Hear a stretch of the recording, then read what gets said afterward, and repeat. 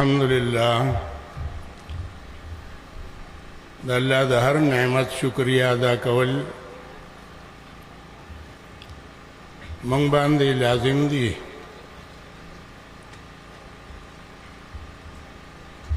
او خصوصا د دې نعمت شکریا چې الله رب العزت مونږ ته جماعت اشاعت التوحید والسنت نصیب کړي چې د ایمان نه پس زمره لوی نعمت په دنیا کې نشته.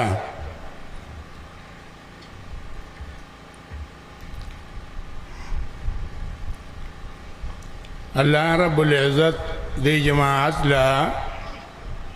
په دنیا کې ډېر لوی شهرت ورکړی دی، ډېر لوی فضیلت ورکړی دی او ډېر لوی برکت ورکړی دی.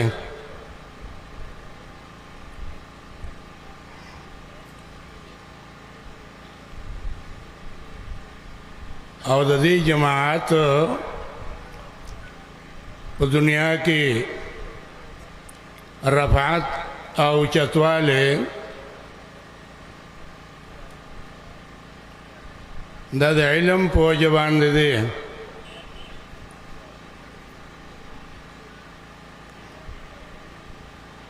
و علم په دنیا کې دوه قسمه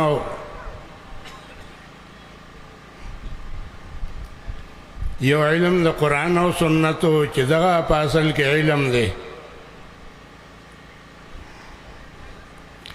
او بل علم د نورو کتابونو د فنونو او دغه سي د دنیا د نورو عهدو د مرتبو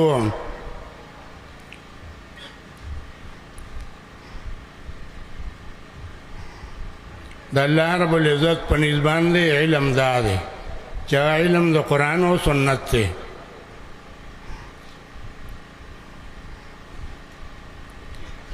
ځکه تفسیر روح المانی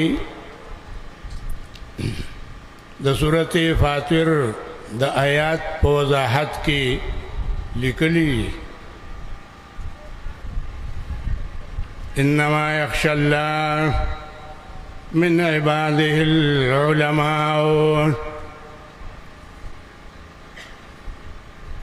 او ویلي چې مراد دلته د علماء نه علماء د قرآن او سنت دي،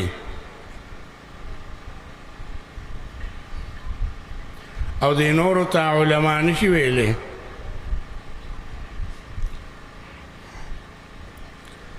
دی باندې هم مخکې یو دور داسې تیر شوی دی چې هغه وخت کې ځان ته اهل علم وي،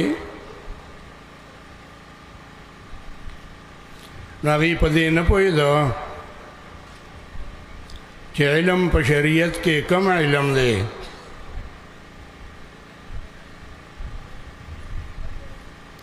هغوی به هغې ته علما وي چې هغه به صرف د صرف نحوي او د فنونو علما وو.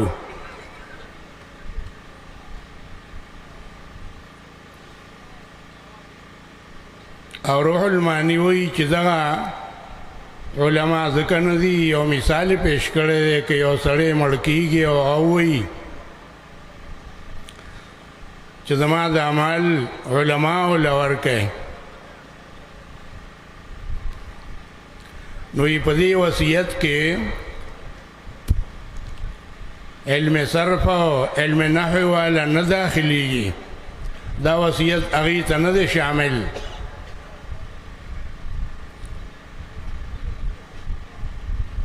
ځکه چې دغه علم دین نه دی.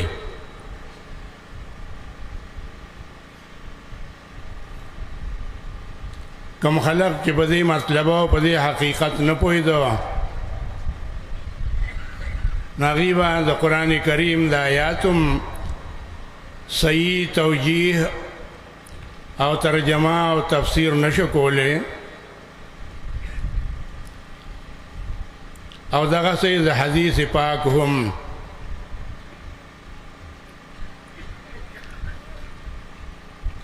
کوم حدیث کې چې راغلیو چې طلباو ته ملائک وزر وړي نو هغوی دغه حمل کړی په هغه طلباو باندې چې هغوی د قرآن او سنت نه نو خبر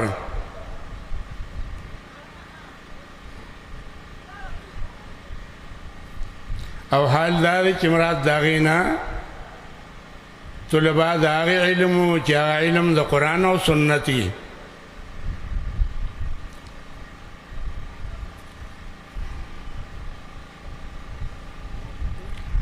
دا یو امتیازي خبره وه علم ډېر لوی نعمت و لیکن هغه علم چې هغه د قرآن او سنت و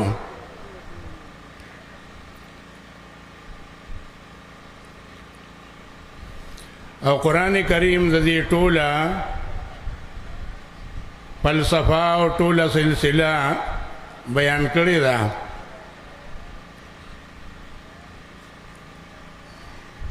او وضاحت یې کړی دی چې د الله رب العزت په نیز باندې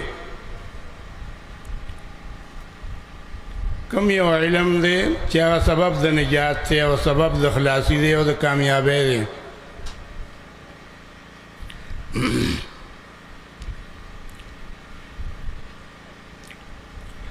نو د هغې سلسله بیان کړې وه او د هغې تقسیم یې کړی و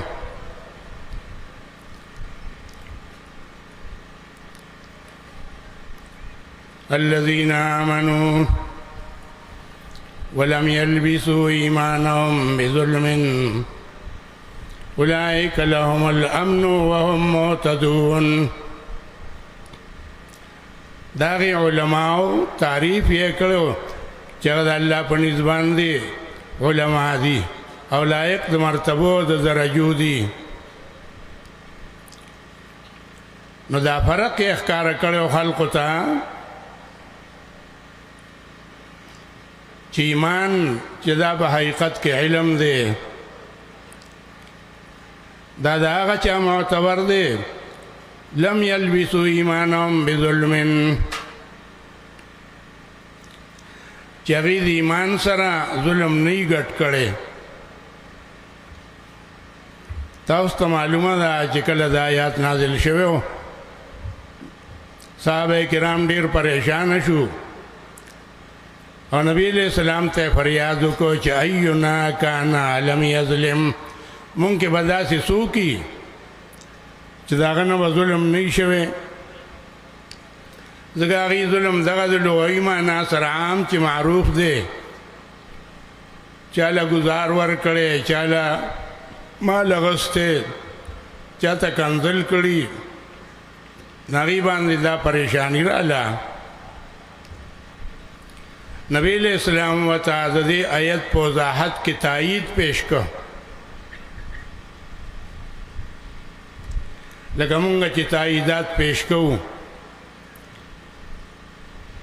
په صورتونو کې نبی علیہ السلام د دې ظلم نه مراد ظلم د سورۃ لقمان دی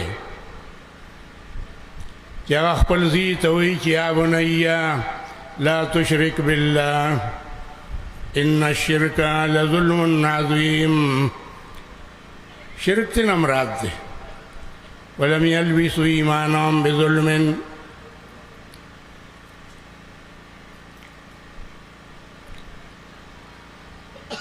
دا تفسیر رسول الله صلی الله علیه وسلم نه نقل شوی دی مونږ ته دا تعریف و دا خلقو چې هغه حق پرست وي او د هغې علم وي نو الذین آمنوا ولم یلبسوا ایمانهم بظلم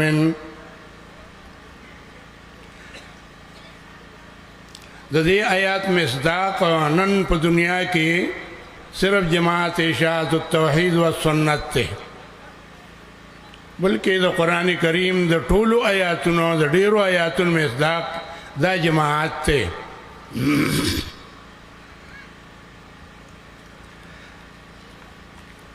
بیا الله رب العزت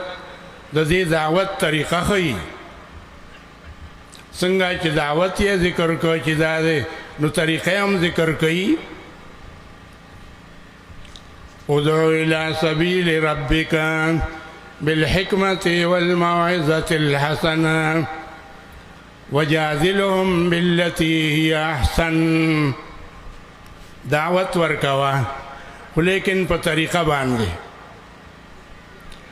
او هغه طریقه د دعوت د جماعت اشاعت التوحید والسنت نزدکا بالحکمت والموعظة الحسنه. مفسرین ذکر کوي چې حکمت ویل شي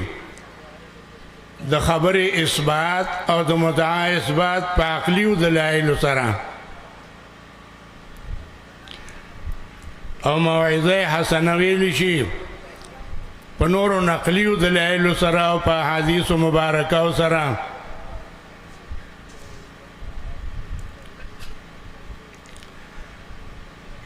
نو د جماعت اشاعت التوحید و سنت دعوت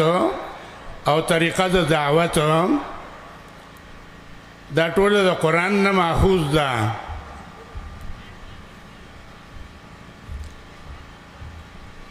دغه سي قرآن کریم د دې جماعت امتیاز بیان کړي چې د دې امتیاز څه دی. دا جماعت د نورو جماعتونو په څه کې ممتاز دی؟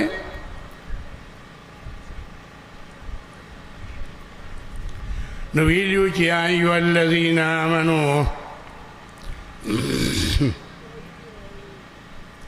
من يرتد منكم عن دينه فسوف يأتي الله بقوم يحبهم ويحبونه أذلة على المؤمنين أعزة على الكافرين يجاهدون في سبيل الله ولا يخافون لومة لائم. دا د دې جماعت امتیاز ده. نن په دنیا کې کدا کار کوي چې خلق ته توحید او سنت دعوت ورکړي او د چا پروا نه ساتي، نو هغه دا جماعت ده. د دې جماعت خصوصیت یې بیان کړي چې هغه په نورو جماعتونو کې نشته. نو ویلي چې وإذا سمعوا اللغو أعرضوا عنه وقالوا لنا أعمالنا ولكم أعمالكم سلام علیکم. کله چې دې په دنیا کې داسې پروګرامونه وویني او داسې مجالس وویني او داسې اجتماعات چې هغې کې لغوه خبرې کېږي او اکثر پکې شرکیات بیانېږي، نو اعرضوا عنه، د هغې نه مخ اړوي، هغې کې شمولیت نه کوي. دا خصوصیت په دنیا کې د بل جماعت نشته. دا صرف جماعت اشاعت التوحید و سنت ته اجتناب کول د باطل نه. د دې جماعت عزم مصمم چې د دې دنیا کې کوم یو داسې کار دی چې هغې له اهمیت ورکوي، هغه د هغه آیت مصداق دی چې هو الذي ارسل رسوله بالهدى ودين الحق ليظهره على الدين كله. الله پیغمبران او خاص کر اخیری پیغمبر دې لپاره را لېږلو چې قرآن ورکړی او توحید ورکړی او چې دا په ټولو دینونو باندې غالب کی.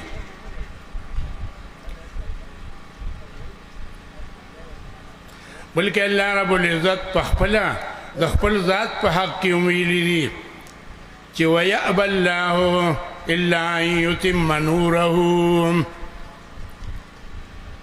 الله وی زه بل کار نه کوم. وَيَأْبَى اللَّهُ، الله انکار کوي چې زه بل کار نه کوم، صرف دا کار کوم چې خپل نور برسوم. إِلَّا أَن يُتِمَّ نُورَهُ، ولو كره المشركون. نو مونږ ویلو چې یا الله زمونږ هم بل کار په دنیا کې نشته، څنګه چې ته وایې چې زه بل کار نه کوم مګر خپل نور به رسوم. زمونږ د جماعت اشاعت التوحید و سنت هم دغه کار دی چې ستا نور به رسوي، ستا توحید به خلقو ته بیانوي. دا د دې جماعت عزم دی. ځکه خلق تپوس کوي که نه چې ستاسو څه مقصد دی په دنیا کې او څه مطلب دی په دنیا کې.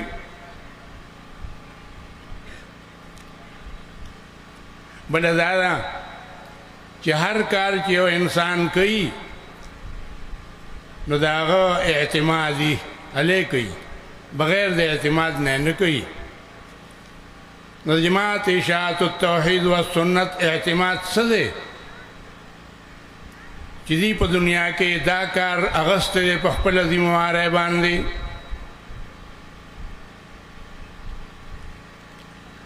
هغه د سورت عنکبوت آخري آیات ته والذین جاهدوا فینا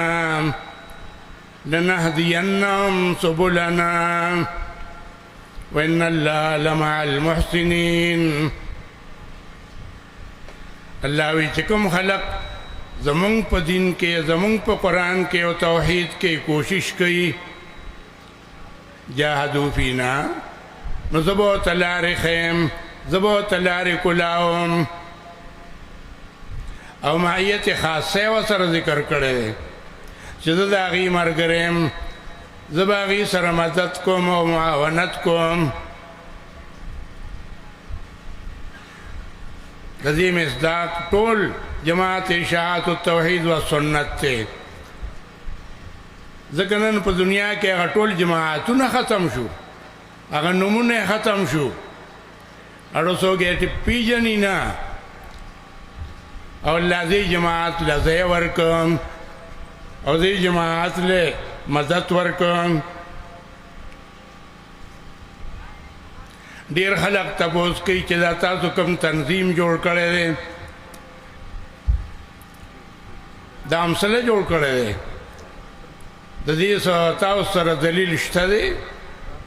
نو مونږ وایو دا خو د سورت آل عمران آیت دی غالباً 101 واعتصموا بحبل الله جميعا ولا تفرقوا. اے مرګرو منګولي ولګوئ د الله پر رسای باندې ټول په جمع. جميعا کې تنظیم ته اشاره ده چې جدا کېږئ ما ځان ځان لکېږئ. من شذ شذ. تاسو وګورئ ډېر ښه علما او ډېر ښه محنتونه او خاص کر د توحید بیانونه ډېر وخت، لیکن اخري کې په داسې یو چلو شي او انقلاب راځي چې خلق حیراني چې دا په ځوانه څه چلو شو. مونږ خود ته خفه کېږو چې زه به کوم بیان کوم، زه به کوم د خلقو اصلاح کولم او اشاعت والا و نوم پې زه اشاعت وم.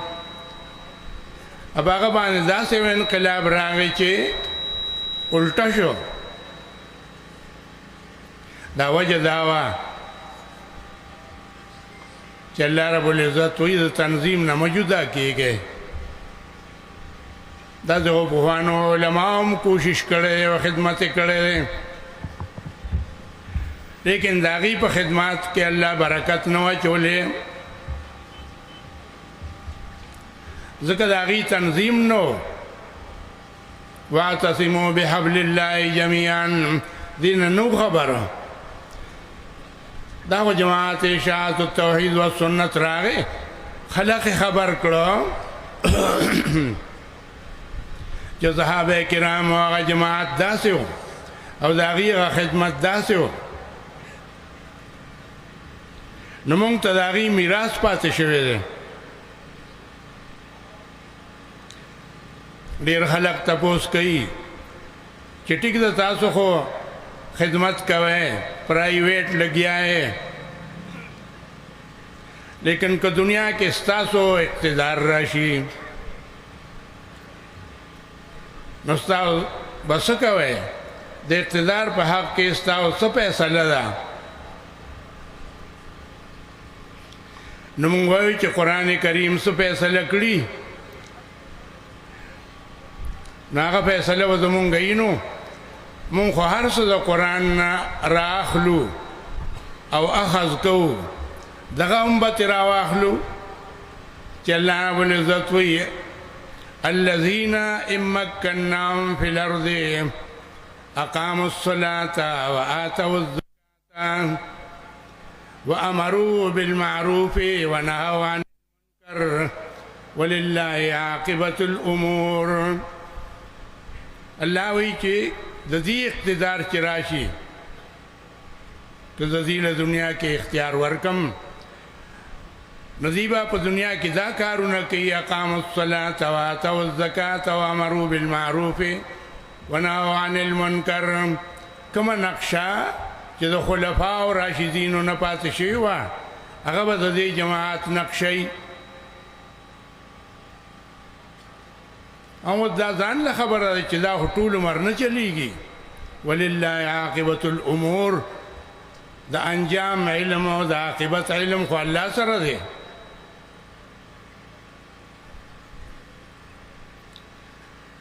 موږ د خپل جماعت اصول او د خپل جماعت کاروایی هغه د قرآن نه راغستې ده قرآن کریم مونږ ته اخلاق هم ښیي وإذا جاءك الذين يؤمنون بآياتنا فقل سلام عليكم كتب ربكم على نفسه الرحمة مخکې هم په دې دنیا کې علماء او طلباء تیر شوي دي خو چې هغې سره د قرآن رڼا نه وه او علم نه و نو د هغې خپل منځ کې د خپل همجنس سره څنګه تعلق و دا خو اوس زموږ د یادو خبرې دي طالبان به جومات کې چې میلمه به راغی او بستره به یې په سر وه او په شا وه خولې به ترې نه بهېدې ادي به وکاتو نو رامنډه به یې کړه او ته به یې وي دلته ځای نشته هغه دې راشه بسترې پرتې دي نور به هم راځي زمونږ ګزاره پکې نه کېږي نو چې د یو بنده د خپل همجنس سره دا حالي چې هغه هم ستا په شانتې طالب علم دی او تا سره د هغه ځای نشته دا ته د قرآن نه نه واقف او نه خبر چې الله رب العزت وایي وإذا جاءك الذين يؤمنون بآياتنا چې داسې خلق راشي داسې د میلمانه شي چې هغې د قرآن دپاره راغلي دي هغې د آیاتونو د زده کړې دپاره راغلي دي نو فقل سلام علیکم حضرت شیخ رحمه الله تعالی به وی دې ته سلام الترحیب وی ووایه ورته چې اهلا وسهلا ومرحبا ادي چې د قرآن نه نو خبر که نه نو واپس به یې که چې دلته ځای نشته دی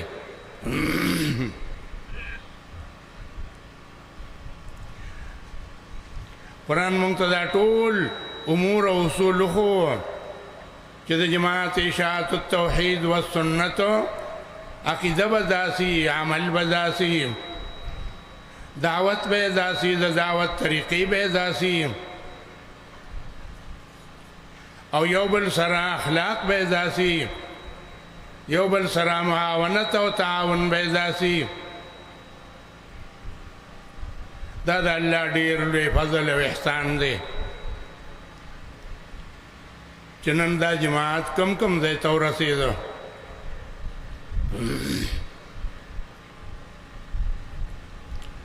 او څومره مخلوق د عقیدې د توحید نه خبر شو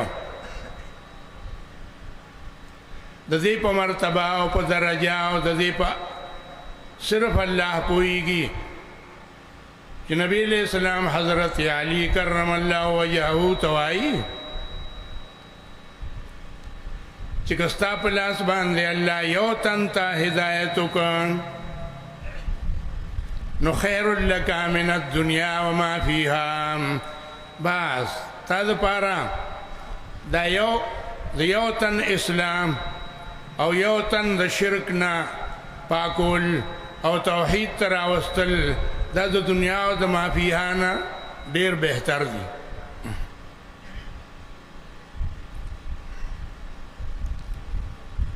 لیکن دا فضیلت او دا درجه الله دې جماعت ته نصیب کړی دا کوم ځای ته چې د دې اشاعت یو طالب ورسی یو عالم ورسی نو هلته کې انقلاب راشي که فارغ شي او کور ته راشي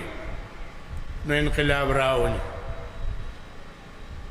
دا چرته د بخانو طالبان نه اورېدلی شوي دي یا د هغې په عمل کې چا لیدلي دي چې هغه فارغه شو راغې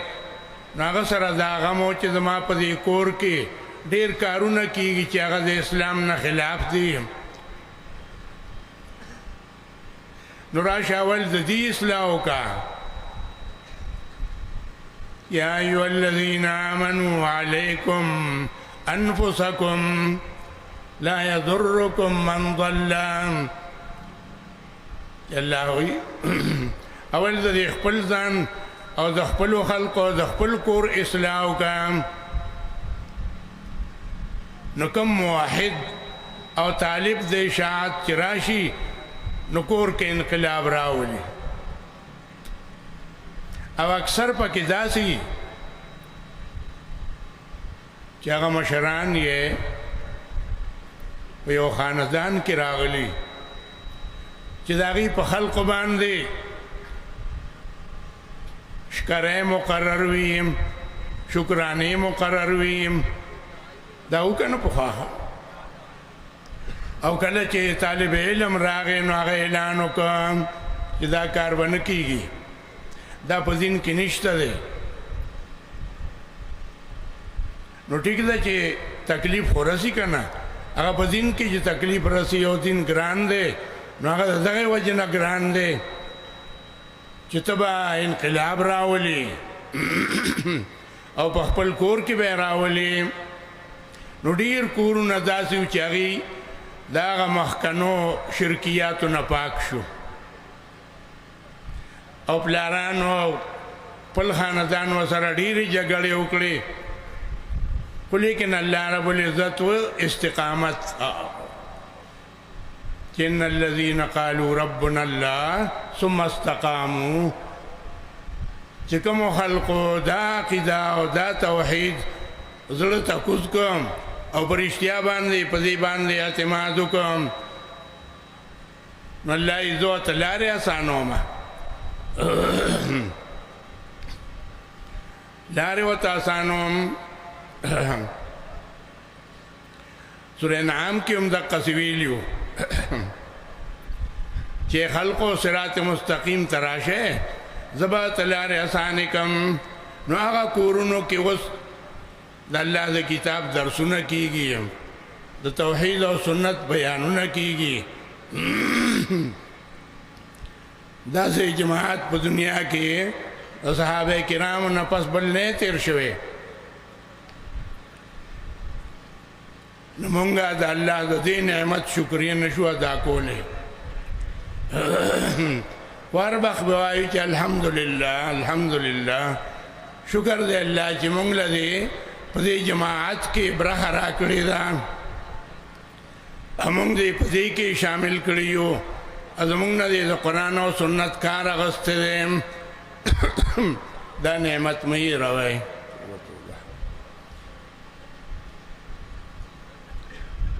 بس الله ته علم دی او خاتمه له اعتبار دی دا شکریه ځکه وایم چې ډېر ملګري وو چې هغې ډېر خدمات کړي وو ځانونه یې کړولي وو د کورونو نه شړلي شوي وو لیکن بیا هم آخر کې داسې شو چې بل پله واوړېده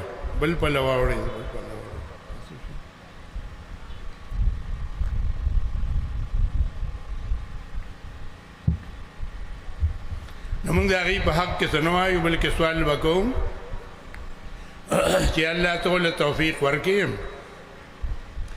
او یوازې د خپل ځان نه که نه د جماعت بدنامي وکړي ځکه چې څوک مخامخ کېږي نو دا پیغور ورکوي چې ستاسو ملګری خو بل پله واوړېده خو دا د وخت نه خبره ده حضرت شیخ رحمه الله تعالی ته هم په دغه وخت کې سن 65 کې یو به راغی بل به راغی چې د جماعت نه خو کسان واوړېدو جماعت چې په چا باندې آباد و د هغه وخت لوی علما وو مناظرې به یې کولې نو هغې خو په یو میاشت کې یو بل پسې واوړېدو هغې به د حضرت شیخ تندي ته کاته یاره ده کې به زه فرح راشي هغه به وي نه وهم قد دخلوا بالکفر وهم قد خرجوا به دا وي تاسو ما ته څه یادوئ دې جماعت ته چې څوک راشي هغه بیا نه وځي خو چې په صحیح نیت باندې راشي په اخلاص باندې راشي او دا پته هله لګي عاقبت کې ښه چې په هغه باندې څه چلو شي او انقلاب راشي او بیا دې جماعت نه واوړي پته ولګي دا چې دی په صحیح نیت نه راغلی نو ما ته دغه مه یادوئ دا خو د څه خاص مطلب دپاره راغلي وو او لاړو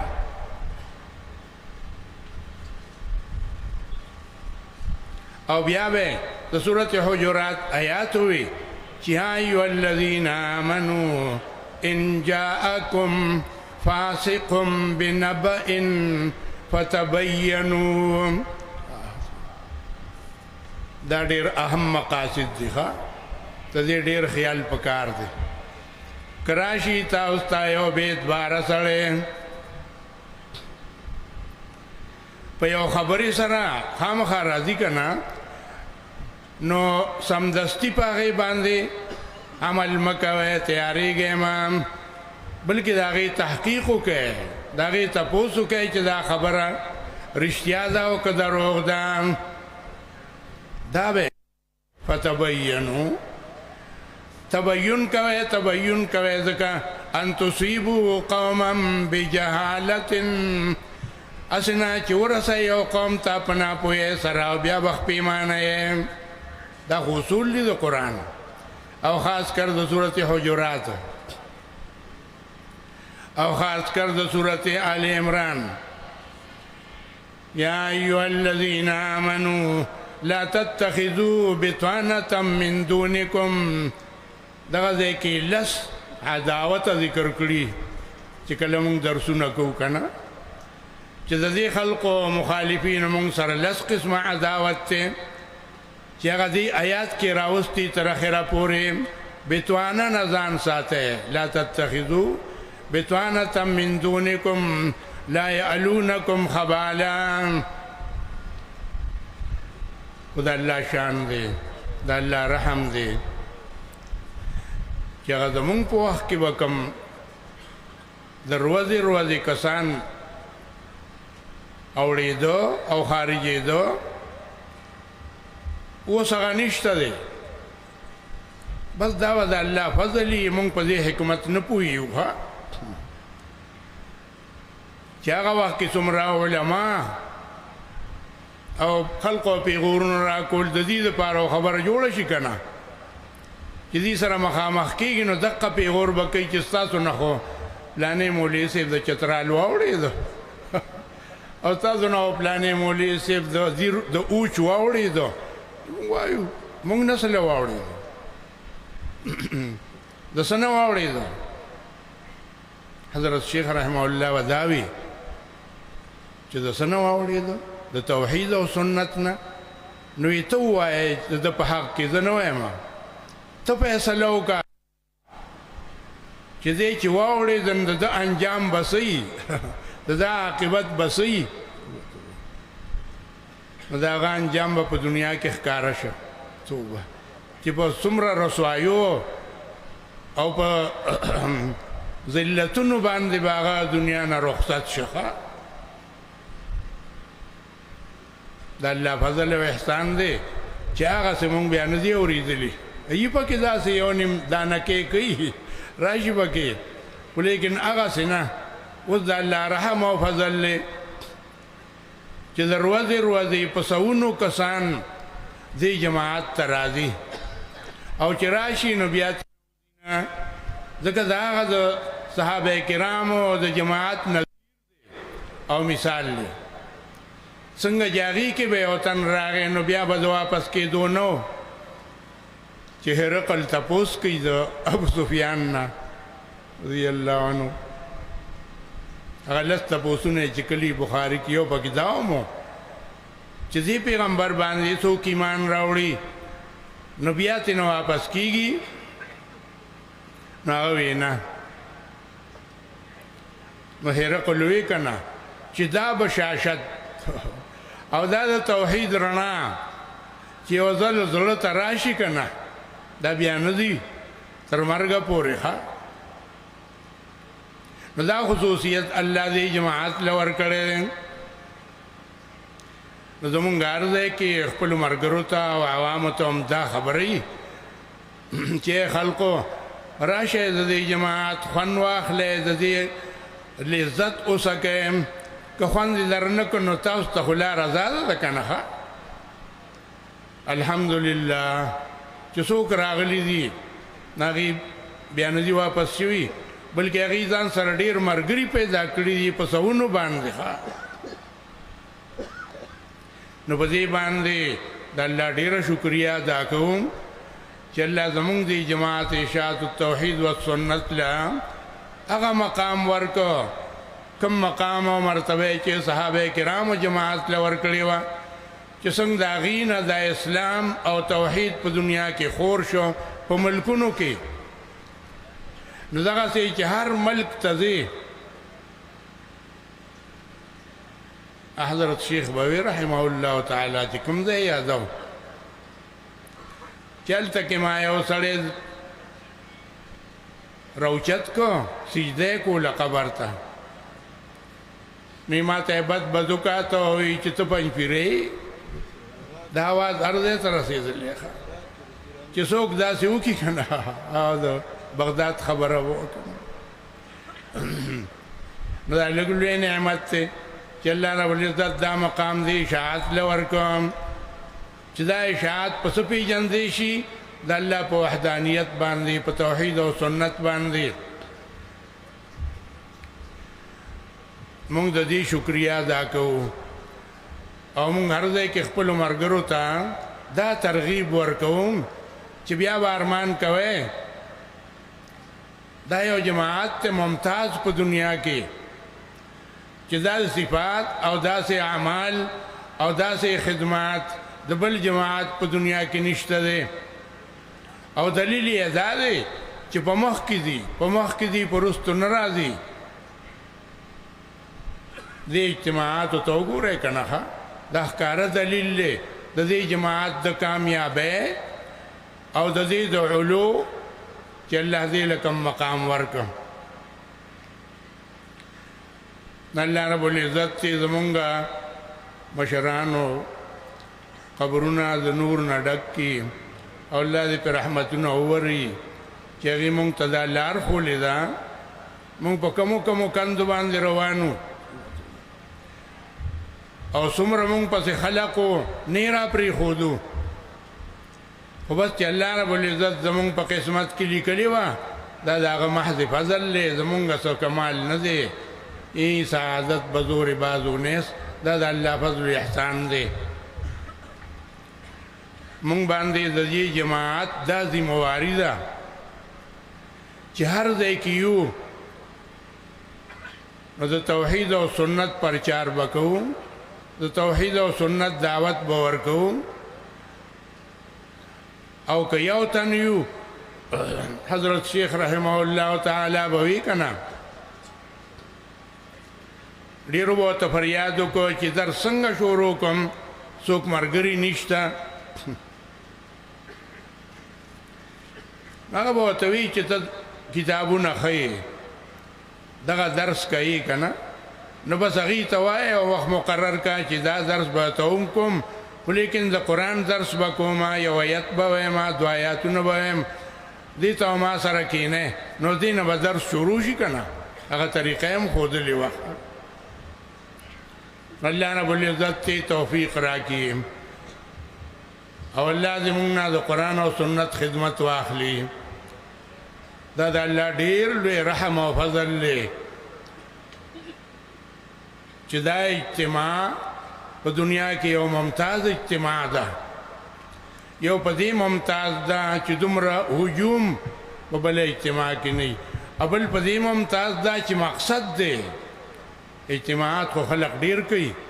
خو هغې کې مقاصد نه وي. مقاصد څه دي؟ قرآن. او دا هغه اجتماع ده چې خالص د قرآن اجتماع ده، توحید او سنت اجتماع ده. الله دې ولا خیر او برکت ورکړي او الله دې ټول مخلوق ته د دې جماعت په حق کې توفیق او ترغیب ورکړي او ورکړی دی. دا هغه مخکې به شانتې حال نه دی. نن چې یو موحد یو ځای ته لاړ شي نو جماعت جوړ شي، تنظیم جوړ شي او درس جوړ شي. څومره چې وایي کراچۍ کې اوس د نورو تنظیمونو نوم نشته. ما غرض فکر کوم چې ما حزب الله څه شو، آیا مسلمین څه شو، اړو نوم یې څوک نه اخلي. سره دې نه چې زمونږ به څه خدمت چې یو ځای کې به چېرته جومات کې ناست یو که نه، نو دا الله رب العزت دې جماعت له دا برکت ورکړی دی. د دې مثال شاهین دی چې راشي نو مرغۍ غلی شي بیا نه ښکاري. دغسې حال دی. الله رب العزت ته الله موږ له توفیق راکړي چې دې جماعت خدمت وکړو، د قرآن او سنت خلقو ته دعوت ورکوم او دا خبره په دنیا کې نور او عام شي. دعا وکړئ چې الله موږ له توفیق راکړي او الله صحت راکړي. هر څومره ملګري چې بیماران دي الله دې ورله صحت ورکړي. او کوم د دې جماعت چې مشران د دې دنیا نه تللي دي الله رب العزت د هغې قبرونه د نور نه ډک کړي او د رحمت نه ډک کړي. واخر دعوانا